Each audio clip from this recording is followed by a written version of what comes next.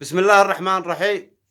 ما شاهدنا في أدوات التواصل الاجتماعي عن بعض الأوقات السفهاء الذي ينعت ملاطف بالمزين. أنا لا أتكلم في هذا المواضيع، ولكن ما شاهدته في اليوتيوب شيء مخزي ومعيب مردود لأصحابه، يا من سموا ملاطف بالمزين.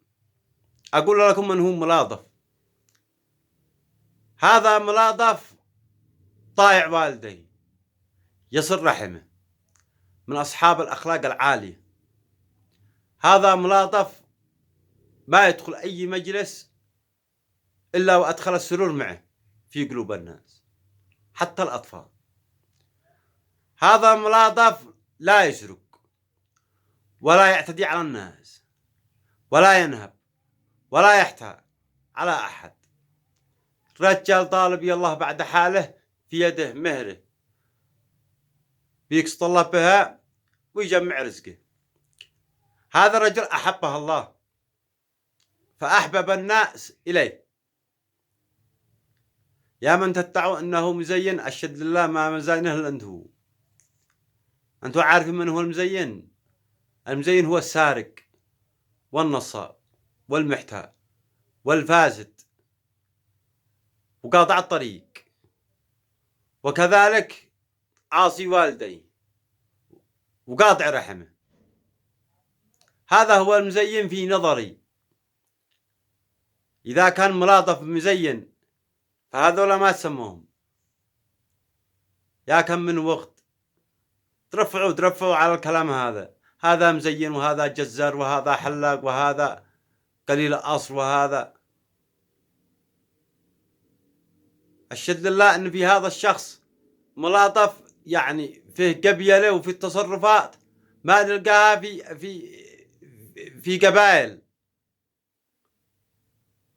يعلم الله نبي قبائل أخلاقهم أخلاق مزاينة، تصرفاتهم تصرفات مزاينة،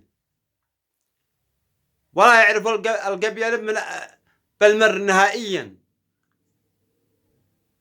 وهناك مزاينة على ما تسموهم، وهناك يعني جزارين، هناك حلاقين، هناك والله يصحب أخلاق عالية وناس شرفاء وصادقين في كلامهم وكل شيء يعني طيب تلقاه عندهم.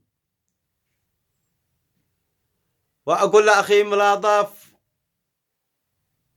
لا تزعل من هؤلاء هم قل شوية أوغاء سفهاء فارغي ما أبش معاهم عمل إلا أنهم يهينوا الناس ويوجهوا لهم هذا المجابر الذي قد عفى عنها الزمن وما عاد نلقاها إلا في بلادنا.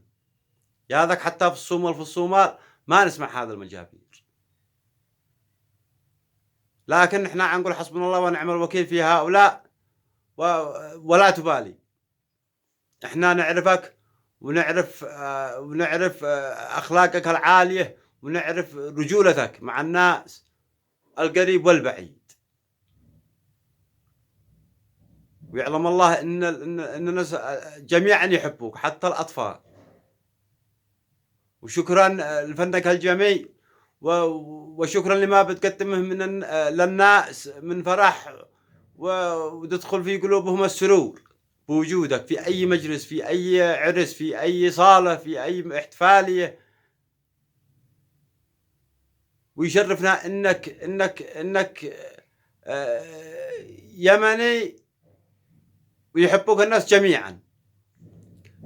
فلا تزعل، فلا يدخل في خاطرك من هؤلاء الأوقات، وكل إناء ينفح بما فيه. هذا علمي وسلامتكم.